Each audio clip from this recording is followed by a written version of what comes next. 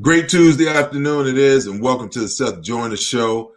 I'm excited about today's show. We're going to preview the NFC East, and to do so, I'm bringing in, two of my contemporaries, guys that I played against during my day of playing. First of all, Mr. Carl Banks, 13 years in the NFL, two-time Super Bowl champion, a member of the 1980s All-Decade team. He is now on Sirius NFL radio. He's on the Fan, and he does the live radio broadcast for the New York Giants.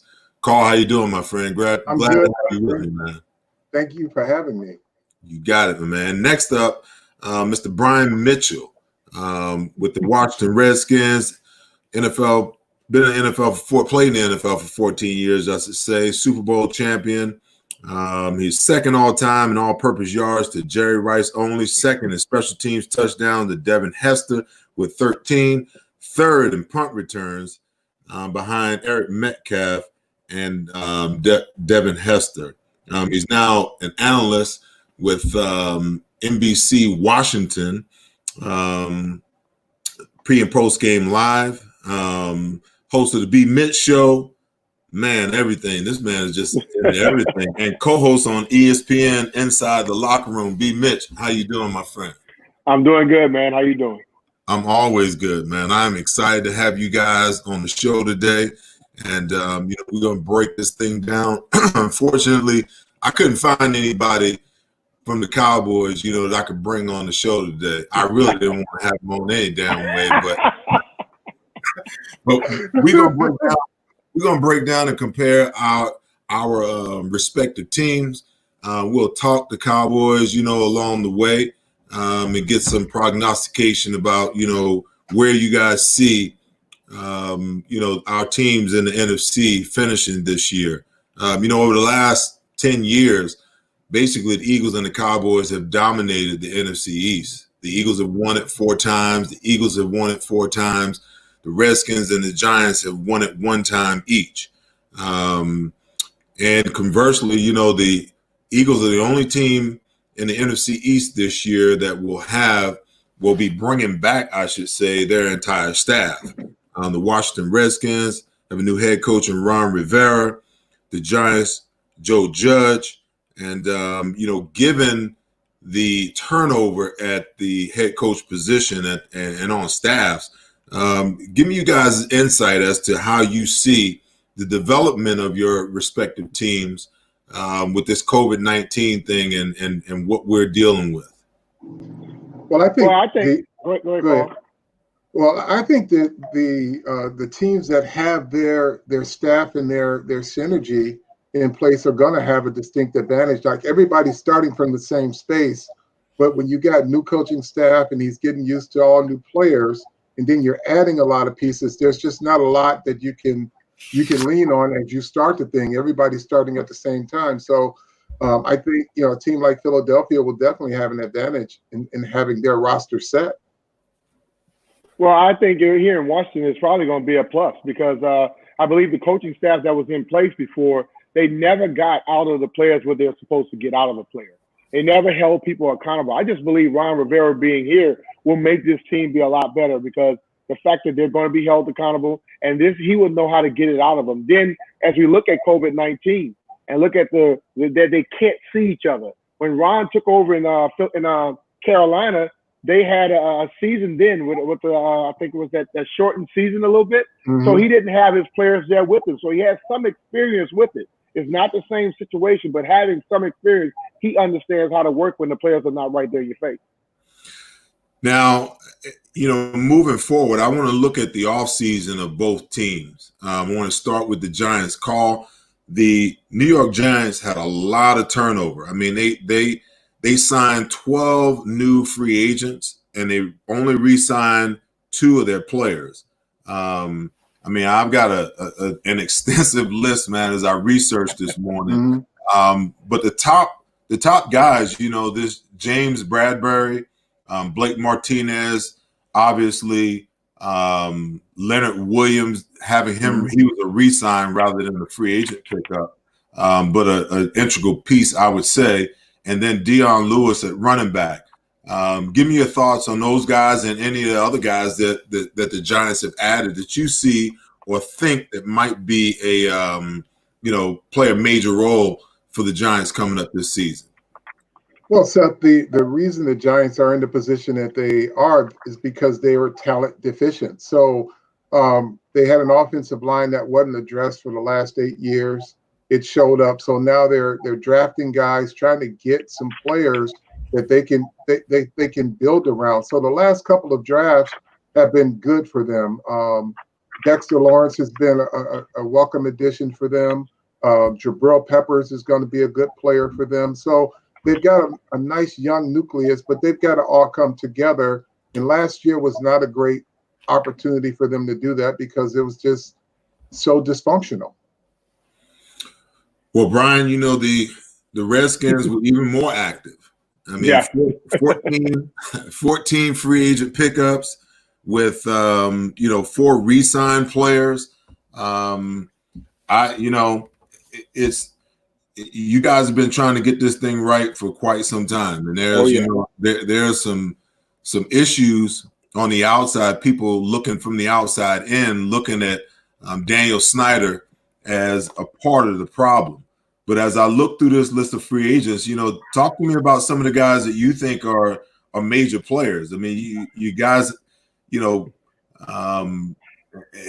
turned that roster over, as far as free agency is concerned.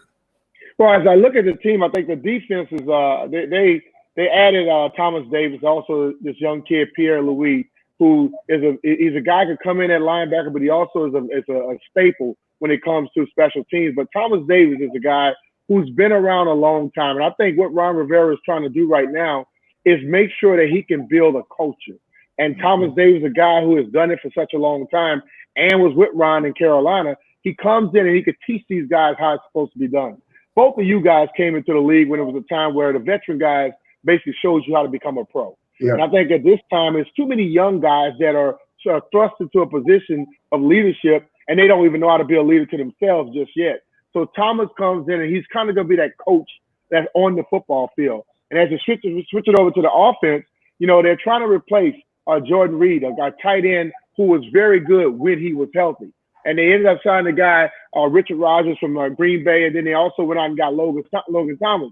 I don't know if these guys are necessarily the answer, but what Ron did was sign a lot of guys that are hungry, a lot of guys that have to prove themselves. So if those guys would come in and just be a better pass blocker, a run blocker, Jordan Reed was never a run blocker. If they can catch the ball at the backfield and block, that's going to make that position even better. And then you got Randy Moss' son that they signed as an undrafted free agent. But the best thing was for them to sign Brandon Sheriff back. You lose Trent Williams, you bring in Brandon Sheriff at the guard, and now that's one spot you don't have to worry about. If you had let him go as well, then they have to try to replace a left tackle and a right guard, and I think that's tough to do in 1 year. I want to stay right here, for a second on the leadership thing that you brought up, B. Mitch, because in our day, we started off at a time where there was no free agency. You had guys that were on the roster. You knew who you're going to be playing with every year. The fans knew who was going to show up every single Sunday. And now with free agency being the way that it is, with the salary cap and teams having to navigate the salary cap, you don't see guys hang around, into their mid-30s unless they're quarterbacks. That has a lot to do with your development as a team. When I look at the Giants and I look at the Redskins, they're rebuilding with youth. So that leadership piece of it, Carl, is going to be a big part of it. You have a guy like Saquon that's going into his second, third year, who you're gonna ask that guy to be a leader. You're gonna ask Daniel Jones in year 2 to be a leader. How does that affect the growth of your organization, of your team, when you're asking young guys in their early 20s to lead? Sometimes guys that are older than they are. Well, the issue, Seth, with the entire league is that they're all young kids now. That, like you said, they're not chiseled veterans that have been in the organization. So what you have to have is a leader by example. A guy like Saquon Barkley, who's a self-starter, they're going to have to feed off of his energy because, words are hollow if you're not performing. And a lot of these young men and it's no knock on them, but they come in with a sense of entitlement because they're picked well and paid well, but they got to play well, and that's something that has been missing. Well, Brian, it's the same thing, down in Washington. Carl makes a great point. I learned real quick when I was drafted by the Eagles that, you didn't have a voice unless you were producing. If you didn't produce, nobody wanted to hear you because, that's the kind of thing, in my opinion, that fractures young locker rooms because guys will try to lead when they're not performing. And then this clique over here will be talking behind his back, like, man, he got beat all game long. He got beat like a war drum. Yeah. Like, how is he don't have no grounds to talk. So I mean, both of these teams are facing these challenges where you got young guys, and it's tough. It's tough because you have to have leaders on your roster. And I think that's the thing about it. Here in Washington, you expected Dwayne Haskins to be the quarterback, and you want him to be a leader as well. He struggled last year, but when he finally got an opportunity, you could see he got better and better as the year went on. But Terry McLaurin, the receiver, and normally receivers are not leaders on the football team because the receivers are normally those prima donnas. But Terry McLaurin comes in with a mindset that you guys had. He plays receiver, but he was coming out the draft. He was considered the best special teams player out there. And the young man is mature beyond his years. So I think a young guy who stepped on the scene last year and it was exceptional, he can be a leader at a young age because he seems to be a little bit more mature. But they have three guys on this football team who I think can really help them out. And three guys who've had success, three guys who've been injured, and three guys who began to fight back from those injuries and still have success again. Adrian Peterson on offense, a guy who we all believe will be a Hall of Famer. You watch the way that he performs and plays still at this late of an age, 35 years old, and I don't think there's a person on the team that works out more than him. Thomas Davis comes from another football team, but he was the leading tackler on his football team last year in San Diego. And the guy is, 35, 36, still working as hard as anything. And then you watch the horrific injury of Alex Smith, which last year he was the guy that kind of held his team together. Although they were losing, he was the guy trying to talk to guys, telling them about not quitting and keep fighting. And when you look at the stuff that he went through on TV and he's still there, if these guys don't learn from there, they got the wrong guys. And I think they won't be there because Ron is not going to put up with their crap. Well, the other thing too, Seth, if you will, coaching is important when you have a young, inexperienced team that's lost a lot. So you've got to have a coach who's going to be respected throughout the locker room and that has a message that everybody can resonate with. Because if he's sending a different message and not relating to these kids, then you're going to be a leaderless team. Well, let's stay right there because when you compare these two coaches, you have Ron Rivera, who has a track record of winning, a track record of taking the team to the playoffs and the team to the Super Bowl. At the other end of the spectrum, in New York, you got Joe Judge as a head coach, an ex-special teams coach. And I think a lot of people, Carl, was scratching their head when the New York Giants and Gettleman made this decision to give Joe Judge this job. How does that reflect? I mean, is it a plus that when you have a young team that you got a head coach who may not have as much experience, so the respect factor is a little different, or is that going to be a problem for the New York Giants? I think it's going to work out well from the standpoint of he spent a lot of his career in two organizations that are really great organizations, one being the University of Alabama, the other one being the New England Patriots. So he knows what it takes to win. He's been a special teams coach, so that means he touches every aspect of the roster. But in terms of being able to communicate with the players, he's not that old. And he comes from a college, so he knows most of these kids that are coming into the league right now or that are currently on the roster that's under the age of 26. So he knows most of these kids from his days in the SEC. And then obviously understanding the constructs of winning through Bill Belichick and Nick Saban certainly helps him in how he wants to message his game plans. Now, B-Man, I did not see Ron Rivera losing his job in Carolina. Yeah. I guess when you had the turnover with the new ownership that came in, they wanted to start fresh. Carolina, his time in Carolina, they had some really good, some great years there. Mm-hmm. Sometimes coaches can kind of they're like dinosaurs. They don't like to change. They've got their mode of operation, and they like to do things a certain way. Could that hurt Ron Rivera coming into this situation? Because it's a uniquely different situation with Daniel Snyder and what's gone on there in the past.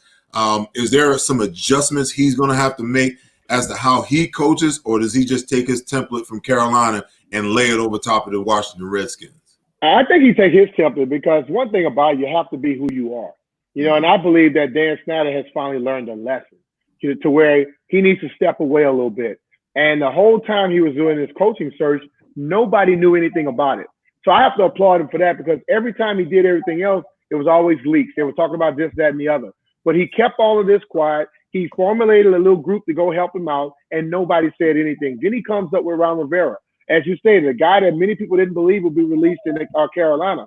But part of that problem was you have a guy who's an MVP caliber quarterback who gets injured, a shoulder, then he gets Liz Frank, an injury that most people can't come from. The offensive line wasn't very good, but they were still trying to run the offense to where the quarterback makes everything happen. And then their defense started giving up a lot of things, and they had injuries there too. Luke Kuechly was suffering from the concussions. But for me, as I lived my life, my dad was a military guy. The way that me and my brothers and sisters lived, we knew the standard we had to live up to. We knew what the rules were going to be. Here in Washington, you had coaches doing more crap than the players were doing. So they did not know where to go. Then you get Ron Rivera coming in, and all of a sudden now, all of these players understand two things that I think are going to help. I am going to hold you accountable. If you do what you're supposed to do, you don't have a problem for me. And then the second thing, if you perform, you will play. See, before, guys played because they got drafted high or they were a free agent. They would be horrible on the football field, but the guy behind them never got a chance. And I think you all know if a guy is working his butt off and he never get a chance to play, all of a sudden he stops working. Everybody else stops working. The guy that's playing on the field, he's not producing. He's going to get complacent, and that team's going to go down. Ron is going to change those things, which I think helps him out tremendously. I love the insight into the former coaching staff, because there was a lot of chatter that was going on around the organization and the coaching staff as to what was really going on. I appreciate, and I know my listeners appreciate understanding what really was going on. Before we move on to the draft picks, the free agents, I want you guys to think about the free agents that your respective teams call you first. The top free agents that you guys have picked up and the impact that you guys think they'll have on the team this coming up year. Well, I would go with the number one guy that they needed was James Bradberry. They needed an experienced corner. Every one of those corners had the experience of maybe 2 years. Bradberry gives them something, because when Janoris Jenkins left, they didn't have an experienced corner who could actually play at a high level. So James Bradberry gives them that. And then the other key free agent signing for me is Blake Martinez, because that's another deficit that the Giants had on defense. They have not had a real linebacker on that team in a very long time. He's a guy who led the league in tackles. He's a tackling machine. So for whatever he's not, he will be able to find the football and get the guy to the ground. Brian? For me, I think Brandon Sheriff coming back here, and also, Wes Schweitzer are two guys that are guards and have experience in this league, because if they're going to make the steps that they need to make on offense, they have to be able to protect Dwayne Haskins.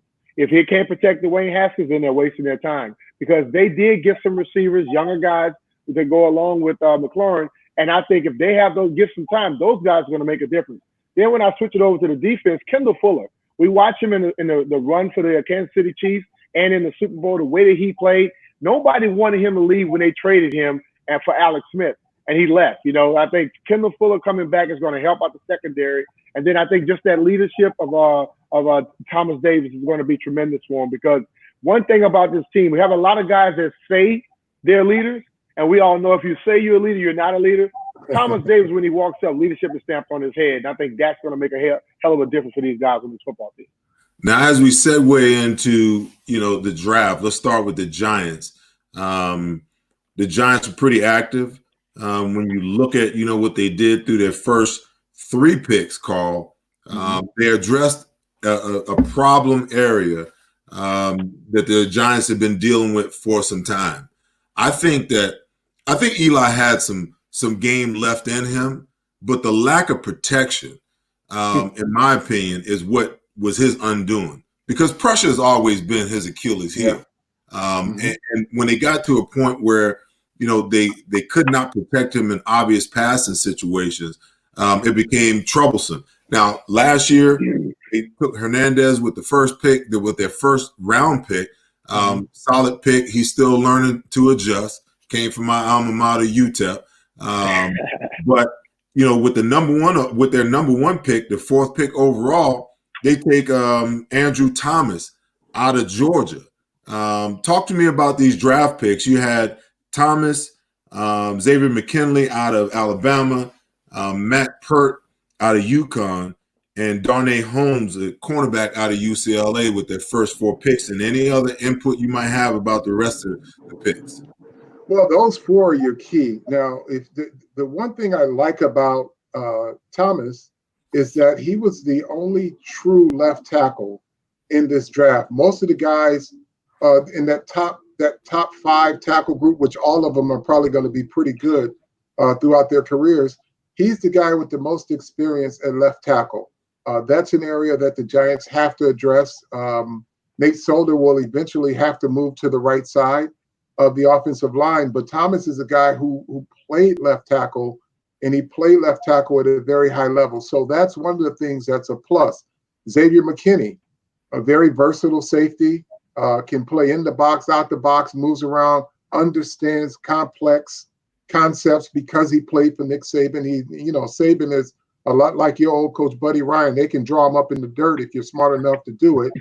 He's going to keep doing it. And that's Xavier McKinney. He's a guy that could do that. Matt Pert out of UConn, he's going to be a project. He's athletic, he's long, but he hadn't played a high level of competition. And then you get the kid from UCLA, who's probably going to be their slot corner on opening day or shortly thereafter, because he's a guy who's got a lot of short area quickness. So he's a competitive guy. So these are the types of players that Joe Judge wants in the organization, just to start to rebuild the type of character and attitude of a football team that they want to put on the field. Now, when you look at draft picks from 5 to 10, you got guard Lemieux out of Oregon. You got Brown, linebacker out of Penn State. Coughlin, linebacker out of Minnesota. Brunson, a linebacker out of Carolina. I guess they realized they needed some linebackers, huh? Yeah. Well, I'm going to tell you the trick to that, too. The trick to that is, and D. Mitch knows, you get a lot of those guys, you're going to have pretty good special teams, too. There you go. Yeah, you are. Hey, listen, man, I started off on special teams myself. I did, too. Y'all would have never known my name. The kid out of Minnesota, Williams, cornerback. And then with their 10th pick, Crowder, linebacker out of Georgia. So when you look at picks 5 through 10, who's your sleeper in there? Who's that guy who's that diamond in the rough that was overlooked that you think may shine through? I think it's going to be the linebacker from Minnesota. I think he's a guy. He was a high volume guy in college. I think he'll be a guy that gets on the field for them. Wow. Okay. Well, moving over to the Redskins, B. Mitch, I at number 2 was a no-brainer. Chase Young was the man of men in college football this year. But you got Chase Young in the 3rd round. You got Gibson, a running back. I guess they're having some questions about Darius Geis and whether he can actually make it through a full season. And then you got Charles, an offensive tackle out of LSU, wide receiver Golden out of Liberty, Keith Ishmael, another offensive lineman out of San Diego State, and Hudson, a linebacker out of Michigan.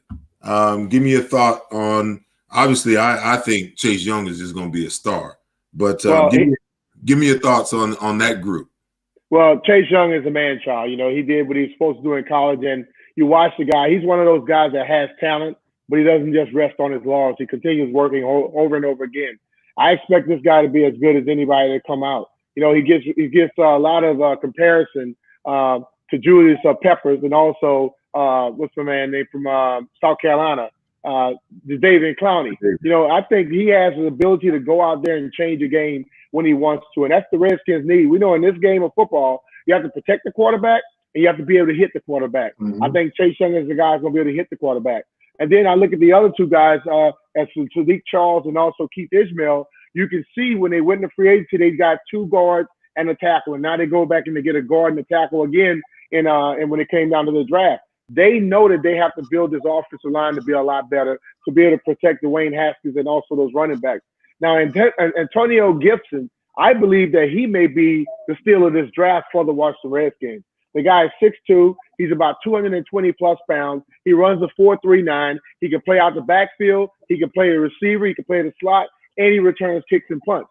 So a little bit, he reminds me of kind of like this guy sitting here for myself, because he does so many things. And I think that's the thing about in this game of football today. When you put a guy on the football field, they should not know what he's about to do. So if he's on the field, he may line up in the backfield and go out into a motion. Now a linebacker has to cover him. I don't think they have a chance. Now the guy I think may end up being a guy who plays tight end for him is Antonio Gandy Golden from Liberty. He's 6'3". He's about 213 to 219 pounds. I've been thinking, put another 20 to 25 pounds on him. The guy is already, he can moss all the guys when it comes to college football. He's big enough to go over a defensive back, and I think he's fast enough to run with some linebackers. So if he could get that opportunity and go out there and gain a little bit weight, become a better blocker, I believe, because you watch him, he goes up to the highest point to get the football. He was awesome being at Liberty, but we understand the talent level. But I think if he's coached up and gained a little bit of weight, that could be a major plus, because we watch these guys in the NFL now. Tight end is no longer what it used to be. Tight end is a sexy position right now. And if you got a guy with an advantage and he has that radius to catch a football, you got to take a chance with it. So you say transform him from wide receiver, put some weight on, and move him down to tight end? I'm thinking, because I look at the people that they have right now. You have I have Gibson on the team. You have Steven Sims Jr., receiver. You also have McLaurin on the team. You have Harmon on the team. You have a bunch of receivers on his team. What's the kid that came up from the Giants? He's also on his football team. They have a ton of receivers, and I believe that their position that they're really lacking at is tight end. And when you look at Thaddeus Moss, a guy they picked up as undrafted free agent, Thaddeus Moss has the last name of Moss, but he's a guy who's a better blocker than he is a pass receiver. Now, he gets the small chances, but he catches the football. He can become that guy who can come in the game and block for you. But I think Gibson can become another one of those sexy tight ends in this league and make a big difference. I mean, Gandy Golden. Well, we got to do it. I don't like them. I still don't like them. But, we got to talk about the Cowboys, man. Hell yeah. They lost a lot, but they made some improvements, man, that just scares me as far as, the NFC East is concerned.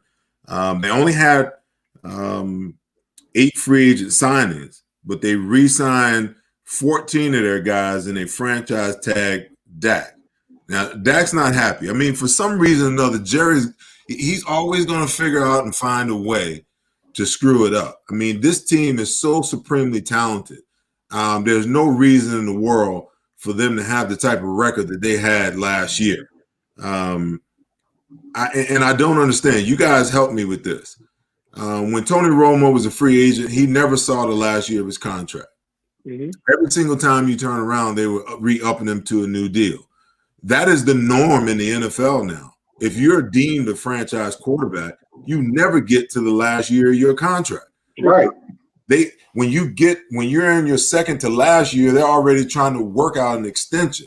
So I'm trying to figure out how it is and why it is that Dak Prescott is in this position of having a franchise tag put on him when he's won one less playoff game than Tony Romo. He's got a winning record and he's won a division during his first couple of years. I mean, you guys, maybe y'all got an answer that I don't have, but I'm trying to figure this out because to me, it creates a lot of discord on your team when the most important player on your team is disgruntled because he can't get a long-term deal. You know, I think he's a victim of his own success, to be honest with you, because he made it look so easy from the minute he stepped on the field. Now, you give Jason Garrett and that offensive system credit because both him and Zeke hit the ground running, but for some reason, Jerry seems to think that this kid is just not as good as he is. Does not make a lot of mistakes. He's a smart football player, and like you said, he's a top quarterback in the conference. He needs to be paid accordingly.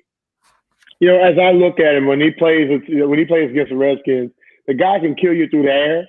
He can kill you with his legs, and I think it's kind of this situation. Troy Aikman was a good quarterback for that football team, but he had Emmitt Smith and Michael Irvin with him.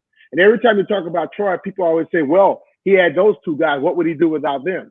Now when you look at Dak and they have a guy like Zeke, and then they get the receiver came in from Oakland, and, you know, they look at that and they say, well, he was this good last year because of those two guys. Well, Zeke didn't play as well as he capably played in the previous years. He had some injuries. Dak Prescott carried that football team, but this is the thing. That team went into the year thinking that their defense was going to be dominant. Their defense was not dominant. Dak Prescott and the offense kept them in football games. And for some reason, it's just like they don't want to see him as the upper echelon quarterback. Think about it, though. Russell Wilson, nobody wanted to see him as it either. But I think if you take Russell Wilson off his team will not be anywhere close to being good. And you take some of these other guys off their teams may still have some success. Well, hey, listen, I from the minute that Zeke came in as their number one, as their first round pick, instead of the quarterback, you knew where this thing was tracking.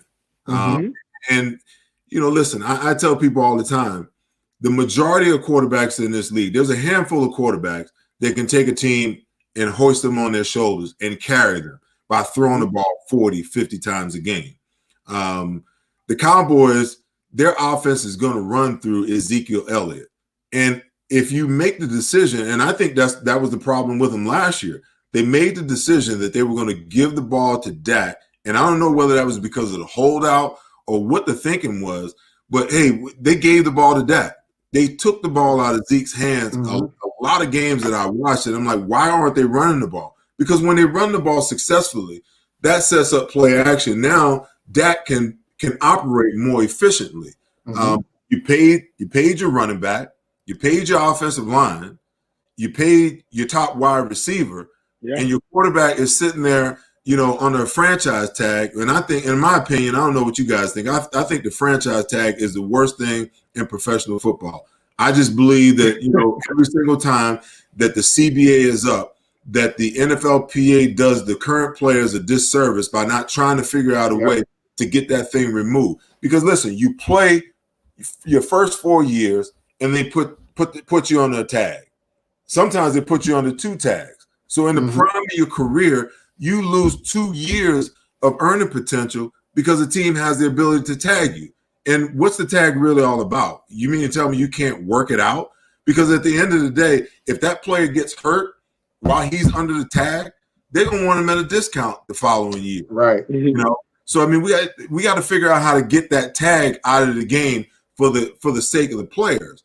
But as far as Dak is concerned, I just don't get it, man. I mean, because if he's gonna be making a ton of money, $31 million coming, great. You know, but there's nothing, we all know that there's nothing like having that guaranteed money and having that long-term contract for protection. I think the tag was put in with the mindset to try and keep your best players and pay them. But the owners quickly realized that, we can keep them without giving them a lot of money. Dak is going to make $31.4 million. I'm sure every fan out there is talking, that's a lot of money. But you know what? He should be getting over $100 million guaranteed. Easily. Correct. Okay, and I think that's the thing about it, what you don't understand. Aaron Rodgers got paid over $100+ million. We look right up there in Philadelphia, okay? Carson Wentz got paid a ton of money. Dak Prescott should have been getting paid a ton of money, but for some reason they feel like, no, let's just give him 31.4.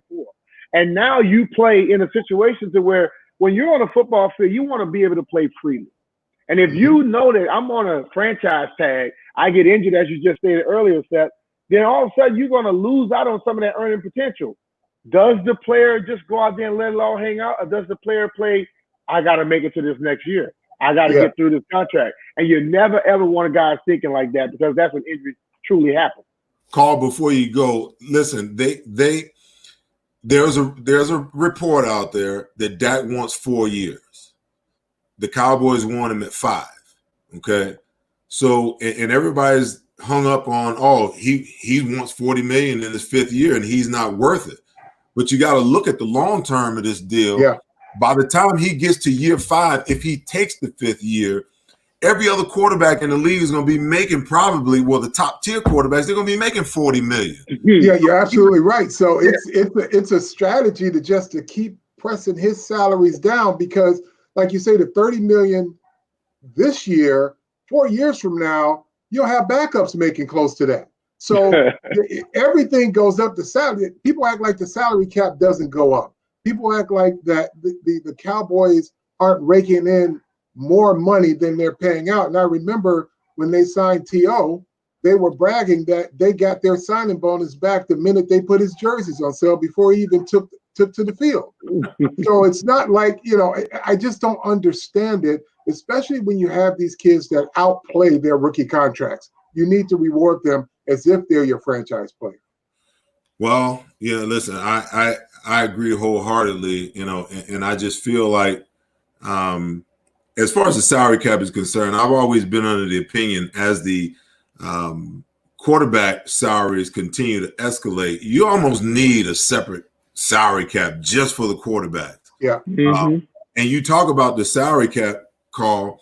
I think next year might be the only year that the salary cap actually goes down. People don't understand. Ever since 1993, the NFL salary cap has been on a precipitous climb. The New York Stock Exchange hasn't performed that way. It has never gone up. And, people don't really understand. Back a couple of years ago when the owners were like, oh, we need to get some money back because we're losing money. I'm like, no. Look at the salary cap. Because the salary cap is a reflection of revenues. If revenues go down, that means the salary cap has to go down. I've never seen the salary cap go down. The salary cap has done nothing but go up year after year after year. And the only reason it might go down this year is because of COVID and the losses of stadium revenue. Right, exactly. And it still might go up, to be honest with you. This league is making so much money, it's ridiculous. And I think when you look at it, the way I look around the whole country, all of these companies have made money 10, 15, 20 years. And then in 2-3 months, you tell me you lost all your money? I doubt it seriously. That's the way they played it. But you look at all the other sports. They're always complaining about losing money too. And we know football makes way more money than all the other sports. But those other sports keep paying them more and more and more salaries. And football is killing those sports, some of them combined. So they're not losing money. They can pay people. The quarterbacks have been taking 15% of the salary cap for the longest. I totally agree with you. They need to put a different salary cap for a quarterback and then pay the other guys, because I don't believe every team that the quarterback deserves to be the highest paid person on the team. Some quarterbacks just outright suck in the NFL. Why should they be getting paid top dollar? No, you're absolutely right. But if we talk about that revenue point that B. Mitch just brought up, one of the hidden things that nobody's talking about that's going to put a lot of money in the owners' pockets is legalized gambling. And they're not talking about it, but that stream of revenue that's going to pour in is going to probably increase their revenues 15 to 20% overnight. And more people will be doing this. They'll be on their phone betting because they can't go to the game, which is going to increase the revenue even more. Man, you bring up a valid point, Carl, because you know what I liken the gambling part of the NFL today, I liken it to NFL properties back in the day, where the owners didn't want to give us any part of that $2 billion industry as players. Mm-hmm. I remember that. I remember that. Well, let's get into some of these free agent signings by the Dallas Cowboys. Dontari Poe, obviously, they're trying to upgrade their defensive line, so they signed Dontari Poe, Gerald McCoy. On the offensive line, they lost their center to retirement. And so they signed Cam Irvin from the Chiefs, and they lose the cornerback as well. So they go and they sign Maurice Gandy, from the Jets. Give me your thoughts on some of these free agent signings. I mean, when I look at the Cowboys, man, it's like on paper, they are scary. They're scary. Defensively, I think if those two guys play, if those two guys go out there, McCoy and Dontari Poe can play like they were supposed to play or they're capable of playing, they're going to be a problem for the NFC East. But you've seen Dontari Poe on a roller coaster ride throughout his career. McCoy has been that guy when he wants to play, he could dominate, but he doesn't want to play all the time. And I think that's the thing about it. We look at the Dallas Cowboys in their heyday. They had probably as good of offensive line as anybody out there, and their defensive line was just as good. We look around the NFC East. Whenever those teams are good, both offense and defensive lines are damn good at the same time. And that's why they go out there and they end up winning the NFC East. And when they get to play against the other teams, they normally destroy them. So Dallas is trying to go back out there and make sure that recipe is going to try and work for them this year. I hope the hell it doesn't. But, they're trying to go the right way. You can't have a good car without a transmission and an engine, and they're trying to make sure the transmission and the engine works properly. Well, I stand corrected because I left off Clinton Dix and Darryl Worley at corner because they've had some issues at corner. They lost a big time corner this year, so they made some moves to improve that area as well. My biggest question mark right now for Dallas is how their defense will function. Now, Lawrence had an off year last year. I expect him to hit his stride again. But the one hallmark of the Dallas Cowboys, like Brian said in their heyday, is they created chaos up front. I don't know what this new system that they're going to be running will produce, but the guys they were very disruptive up front. And I don't know if that's going to be the same type of system or if it's going to be different in how those guys function in it. Well, Mike Nolan is going to be the defense coordinator this year under Mike McCarthy. Right. And if my memory serves me correct, he's a pretty conservative play caller, from a defensive calling standpoint. When you have that kind of talent and linebackers that can run like that, man, you got to lay caution to the wind. And with the improvements that they made on the defensive side of the ball, you're going to get into it's going to be a scoring match with them. When you look at what they've done, throughout the draft, we'll get to that in a minute. But your thoughts on Mike Nolan as a defense coordinator? Carl, to your point, he's a conservative play caller. Well, and here's the thing: if you're a defensive coordinator, you've got to look at the type of personnel you have. They got run and hit guys all over the field. If you make them sitting ducks, they're not going to fare as well as they did in that last system because those guys were hitting gaps, they were flowing, and they were hitting everything. If they've got to be sitting there and you can find them, they're not going to have the same type of success. And I know Nolan's a very respected and a very good defensive coordinator, but will that system fit the personnel, or will he alter that system to make it fit their personnel? Well, when he left Washington, the story is that they set some vanilla ice cream on his desk. They said because his defense was vanilla. Okay? And I think that's the whole thing about it. Like, I agree with you, Seth. And when I was with Jim Johnson in Philadelphia, Jim Johnson had guys that could hit the gaps and they could run. And then they had people like Hugh Douglas that can cause problems in your backfield. And he gave them every opportunity to do that because we all know when the quarterback can stand and begin to look around, he'll pick any defense apart. So if they're not going to take advantage of the speed and the disruption that they have on that defense, they're going to have problems. Because I believe that right now we're getting so small at the defensive end position and the pass rush position to where if you're going to sit back, I'm going to run the football straight at you and see what you can do with it. So they're going to, and then their linebackers can straight out run. And if you have linebackers with that type of speed, you're going to have to send them in gaps, bring them from the outs, do all types of things to take advantage of that. Because if you don't, somebody's going to take advantage of you. Well, at the other end of the spectrum, when I look at their draft picks, I was blown away by the fact that CeeDee Lamb fell to them. The Eagles needed a wide receiver, and I felt like when CeeDee fell to like 13, 14, I'm like, all right, Howie, move up now. But he sat pat. And I, in my opinion, I don't believe that the Dallas Cowboys was really in the market for a wide receiver. But because he fell to them, he was the best player available. And my gosh, I mean, you think about that wide receiving core now. Amari Cooper signed. you got, CeeDee Lamb. I'm trying to think of the other kid that played in the slot last year. Gallo is not Gallo. Yeah, Gallo. Yeah. Gallo. They're loaded. They're loaded. I mean, if Zeke is running the ball with any kind of consistency, man, they're going to play action people and zone read people to death.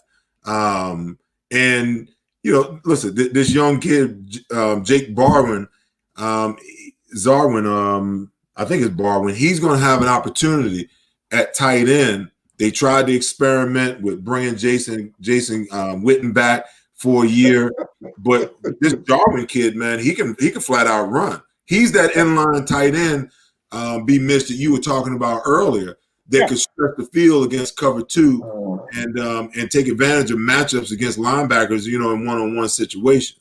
See, and that's the thing about it. You talked earlier about that offense going through Zeke. And now you have three receivers who can run and a tight end who can run. And all of a sudden now you're putting dime personnel on the football field to worry about the deep route. You don't have that extra linebacker there. And now what do they start doing? Handing it to Zeke. With that big offense, so you have allowed them now to have an advantage. One thing that Andy Reid does so well, he did it in Philly, and right now he's doing it with that track team he has in Kansas City. When they come up on the football field, it's about matchup problems. And most defenses have those matchup problems. Even when they had Kareem Hunt, and now right now, when they go out on the football field and you bring out your people to try to match up with their receivers, they will run the ball down your throat. And they're going to hurt you that way. And I think that is what Dallas is trying to do right now. And CeeDee Lamb, I mean, as quick as he pulled the phone from his girlfriend at that draft, this guy, he's fast. We know he can get some things done. So it's going to be interesting. And listen, you hate giving them all that credit, but for some reason, it seems like they're doing the things the right way. Now, they have to get on the football field and get it done because too many times we've seen that talent and they haven't produced with it. Right. So I talked about the personnel matching the concepts for Nolan, right? We don't know how that's going to look. We know McCarthy, if you give him the tools, he'll have success offensively because he's about balance, but he will hit you where he can hurt you and do it until you stop it. Well, I tell you, I think they hit another home run in the second round with Trayvon Diggs out of Alabama. In the third round, they took a defensive tackle, Neville Gallimore out of Oklahoma. They got another cornerback from Tulsa with the fourth pick, a center with the retirement of, the center from last year, and a defensive end, in the fifth round, and a quarterback probably won't be much of an issue for them with the seventh round. But they just, they made some stark improvements as an organization. And to your point, B. Mitch, can they get out of their own way? It seems to be that. I hope not. Well, listen, I hope not either. But at the end of the day, the question is, will Jerry ever learn? Because they were fine to a certain extent last year until Jerry started doing those post-game press conferences, and I think when he started doing that, there was already pressure on Jason. So he could have pulled Jason into his office, sat down, and all of those things that he said in front of the media, he could have said that one-on-one with Jason Garrett. But I think the minute that he made it public, what he did was he thrust an undue amount of pressure, not only on the rest of the coaching staff, and they began to press, but he also put a lot of pressure on the players. And great coaches, Buddy was always, listen, all the things that I say, I'm saying this, to take the pressure off of y'all. So if the media wants to roast me, let them roast me. I don't want them roasting you. I want you guys to just go out there and let it all hang out and play. For some reason or another, that's lost on Jerry Jones because he put pressure on everyone in his organization by opening his mouth at the most inopportune times. Well, you got a man that wins Super Bowls for him, and he basically wanted to speak over him in Jimmy Johnson. You think he's not going to speak over anybody else? Because Jerry wants you to understand, this is my team. And I think as long as he has that, we always sit here in Washington, and if he lets Steven do things, that team can be great. But the fact that he feels he has to always speak up and show this is my stuff, I think that causes problems. So I hope he continues being exactly like he is. Because the moment he shuts up, we all have problems. Yeah, because what it does, it makes players choose. It weakens your head coach because they think, well, Jerry is the guy who's calling the shots. I don't have to listen to this coach. If Jerry likes me, I'm fine. And I know there's a little bit of that in Washington with Schneider trying to, have his favorites with RG3, where it felt like he could go directly to the owner and not have to deal with the head coach. But that's always a dangerous thing when your owner and your coach are not on the same page and your players have got to choose. They're going to choose the owner. Oh, yeah.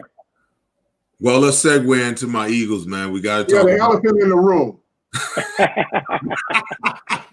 we got to do it, man. Hey, listen, it's the only team, like I said earlier in the show, that has its staff and head coach, back intact 100%. They only have 4 free agent signings, and man, were they huge. So they made the trade for Darius Slay. I think they've solved one side of the field. Sidney Jones, the second-round draft pick from 2 years ago, 3 years ago, 2 years ago, will be competing against Avonte Maddox for that outside position. And they signed Nickel Roby-Coleman away from the Rams. Jatavius Brown, special teams player. They need some help at linebacker. Maybe he can come in and create some competition at the linebacker position. And Javon Hargrave, they add from the Baltimore Ravens. Huge pickup, in my opinion, because if you can get Malik Jackson back 100% with Fletcher Cox and the rest of the guys that they have, they can be pretty darn dominant up front. They re-signed Jalen Mills, move him from cornerback to safety with the departure of Malcolm Jenkins, with Rodney McLeod. And then, you've got Nate Sudfeld, who they re-signed, and Hassan Ridgeway. That's what they did in the free agent market. What's your thoughts? Well, I think getting Slay was terrific because the cornerback position was horrible last year for the Eagles, and everybody knows that.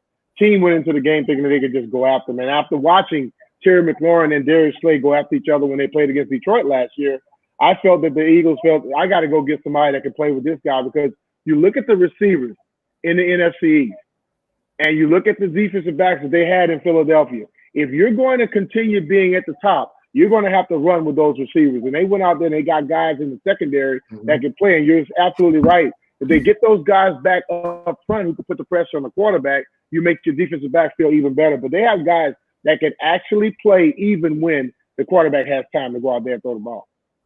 The thing for me with Philadelphia, and this, I hate to do it, Seth, I really do, because this is a PSA, but Doug Peterson is one hell of a coach, man.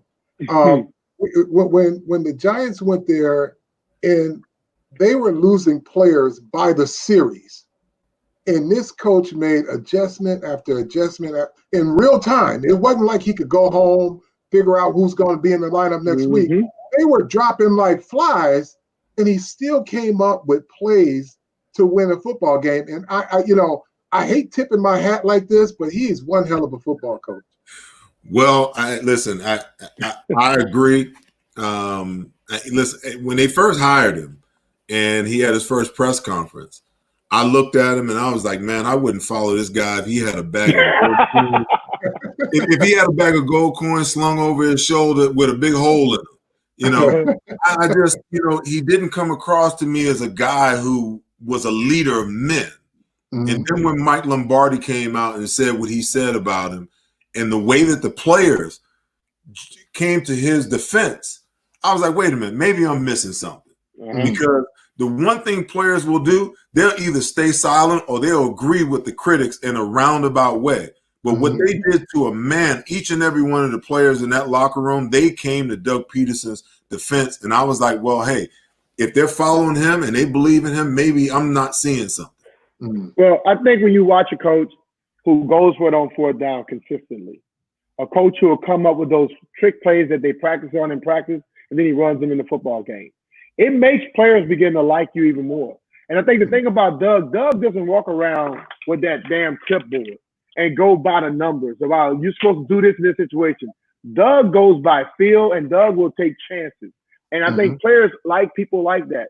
When I was in Philly, I would always tell Andy, if you're going to run this fake play in practice, you damn sure better run in the game, because I'm not out here to be wasting my time. So when Doug does this over and over again now, like when they were running fakes in practice, how the players got hyped up because you're looking for it. You know, I remember going down to Dallas in 2000, and Andy walked up to me and say, "Get the offense ready." I said, "Coach, we're kicking off." He said, "I know. We run the onside kick." This is the first play of the game in Dallas, and then right then and there, I said, "This coach here is crazy," and I love it. So we fell for that, and I think the same thing happened with Doug because those guys see that he's going to let them have fun, and when a coach allows you to have fun, you want to go out there and succeed for him. One of the biggest problems that the Eagles had last year was at the wide receiver position. You had an injury to Deshaun Jackson that basically cost him the whole season with the exception of the first game of the season. Alshon Jeffrey with a Liz Frank injury, you know, missed a great portion of the season. Nelson Aguilar just couldn't get it together. Has all the talent in the world, but just couldn't find himself. So the Eagles' mandate this offseason was to go out and find guys that were healthy, improve the speed, and find guys that love to play the game. Well, they went all in at the wide receiver position. You know, they used the first draft pick that they had 21 on Jalen Reagor. Now, I scratched my head a little bit at that pick because Jefferson was sitting right there at 21. They could have had him, or they could have moved up and maybe got a CeeDee Lamb, you know, ahead of the Dallas Cowboys. But let's wait and see how that all works out. But, man, they made a trade for Marquise Goodwin, world-class speed. Can fly. Can straight out fly. Then they drafted this kid Hightower out of Boise State, 4'4", 4'3" kid. And they drafted this kid Watkins out of Southern Miss, another burner. It's going to be a track meet, man. It is going to be a track meet at wide receiver with these guys, and the competition is going to be extremely high. So when I look at what they've done at the wide receiver position, and you know, the last two drafts for the Eagles have really been all about trying to surround Carson Wentz with all the tools that are necessary for him to be successful. Offensive linemen, wide receivers, you know, tight end, so on and so forth. So, you know, when I look at what they've done, I look at, you know, where they're going, you know, it's going to be a phenomenal year for them. When I look at the draft, though, the one that made me really scratch my head was Hurts at 53. You just signed your quarterback, you know, to a franchise deal, and you take Hurts with the 53rd pick overall. Didn't make a whole lot of sense for me. But once they got past that, in my opinion, I thought they hit a home run. You know, they took the linebacker, Davion Taylor out of Colorado. They took Kayvon Wallace safety out of Clemson. You know, they took offensive tackle out of Auburn. Then later on, they got another tackle out of Auburn. They got a linebacker out of Temple, kid I coached in the NFLPA Collegiate Bowl. I think he's going to make some noise. But I thought they just killed the rest of their draft, you know, after the 53rd pick, and the jury's still out on the first two picks. I think when you look at it, Doug Peterson is he followed Andy Reid a lot. Look at the way that they tried to fill that receiving core. And I think what has to happen in Philadelphia, Carson Wentz has been asked to do too much. And when he does a lot, he gets hit excessively. And we know quarterbacks are not built like everybody else in the NFL because they're meeting all the time instead of lifting weights and doing things that the other players do. So the more pressure you take off of him and allow him just to get the ball into the hands of the playmakers, the better I think that team is going to be. Because you watch when with the quarterback there, Nick Foles was there, he just got the ball out of his hands into the playmakers, and look how successful they were. But as you continue looking at it, I just believe that you have defensive back, you have tight ends, you have receivers.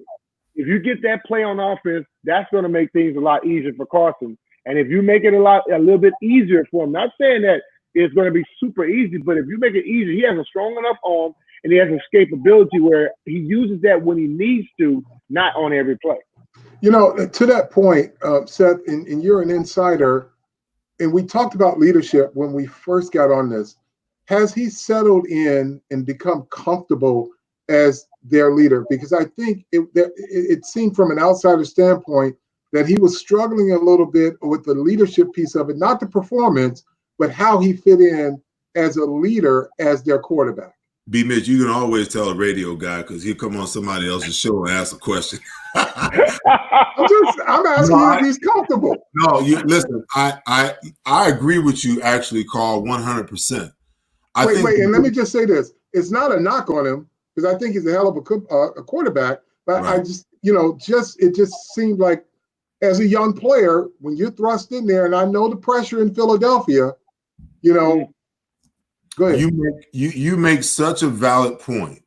I think the disconnect for Carson was when he got injured in 2017 at the end of the year, and Nick Foles took the team to the Super Bowl and won the team. In a lot of ways, internally, it fractured the team. It fractured the team because, Carson's around the team, but he's injured and he can't play. And I think that, it's human for people, to feel some type of way when you're supposed to be doing that and someone else is getting all the praise and all the glory in that situation.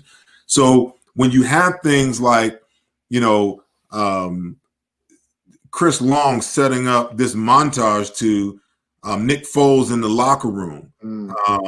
When you have guys who has success with a quarterback like Nick Foles, when Carson is playing, Zach Ertz is getting 15 targets a game, and you got these prima donna wide receivers on the outside, and they're averaging 3 or 4 targets a game.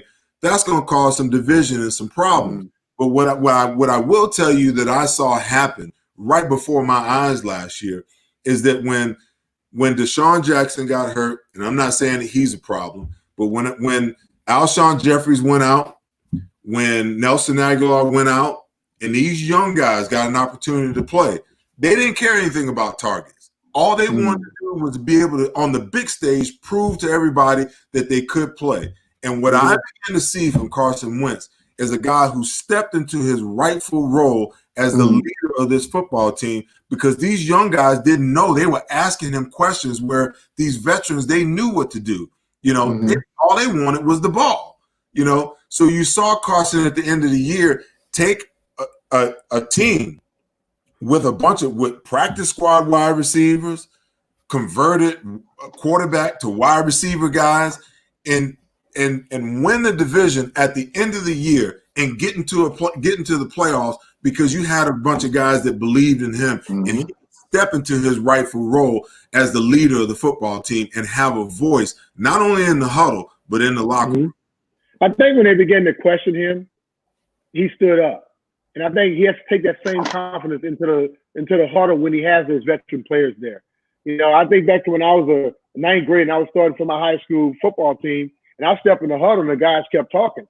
But I stepped out and I stepped back in. I raised my voice. I said, listen, I'm the quarterback. You're going to listen. And they looked at me as if I was crazy. But every once in a while, the young quarterback still looks to those other guys as veteran players.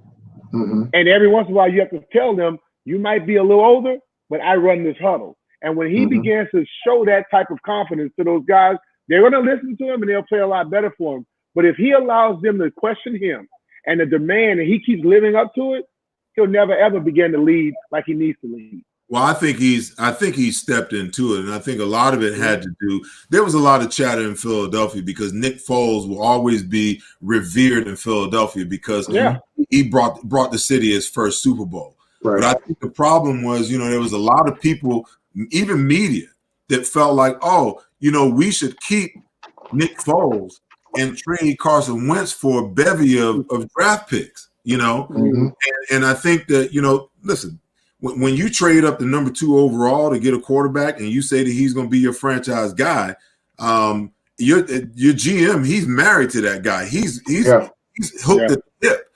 So at the end of the day, what winds up happening is the Eagles had to make the move to move Nick Foles out of that locker room in order for Carson also to step forward and assume his rightful place as the leader of that team. Oh, yeah, that's true. Because Nick Foles, like you said, he's going to be indebted to Philadelphia forever because he won the Super Bowl. And if Carson starts to struggle everybody's going to start asking for Nick Foles. And Nick Foles, because of his success, you're going to start making more and more money. You can't pay $40, $50 million, $55 million for 2 quarterbacks if you want to have a competitive team on the field. Right. It would have had to be like that. So you had to move Nick and allow Carson his opportunity to grow and become the guy that you want him to be. Just like everybody was saying here, well, you should bring Cam Newton here. No. If you want Dwayne Haskins to grow, you cannot bring somebody of Cam Newton's caliber here if you want him to continue to grow. Right, right. Well, as we wrap, guys, give me each one of your team's outlook for 2020. And I know you don't like to do it, but I got to ask for a prediction. Well, for me, I look at Washington. I think Washington would be a better than a 3-win team.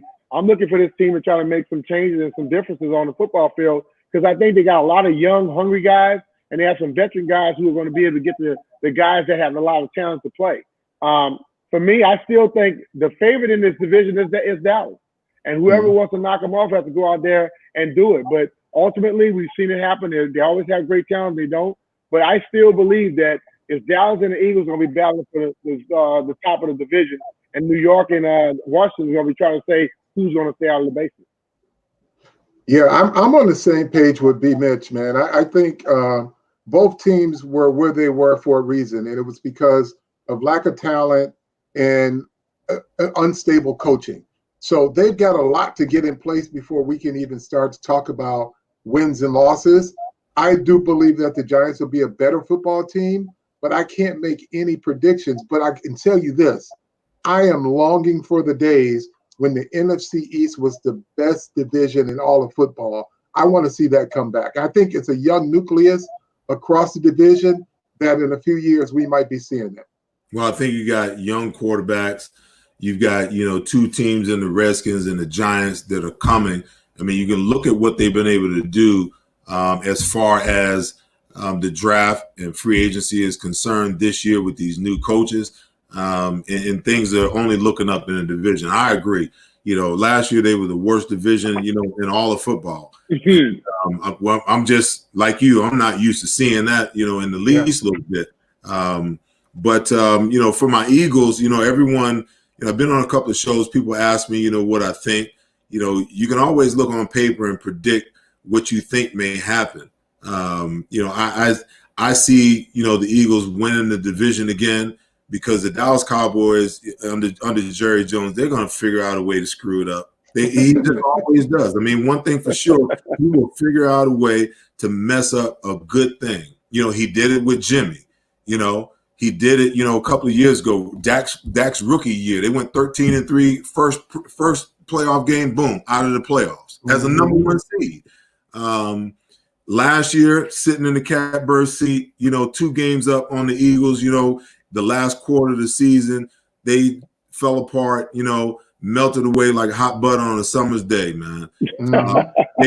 They will figure out a way to mess it up. And, even I believe the Eagles probably, will be somewhere around 10-6, 11-5. But even at 10-6, I think that'll be enough because the Dallas Cowboys will figure out a way to screw it up, man. All right. Well, guys, hey, listen, I appreciate your time. I know everyone's most greatest asset is their time, and I appreciate you guys giving me an hour of your time today. Thank you for joining me, Brian Mitchell, Carl Banks, my brothers. I appreciate you, man. Thanks for having me, me. man. Thank you. As we wrap for, my producers, Tom Schrader and Derek Stevenson, thank you, my guys, for, taking care of me. Hey, you guys love each other out there. Be good to each other and protect each other. Peace. I'll see you next week.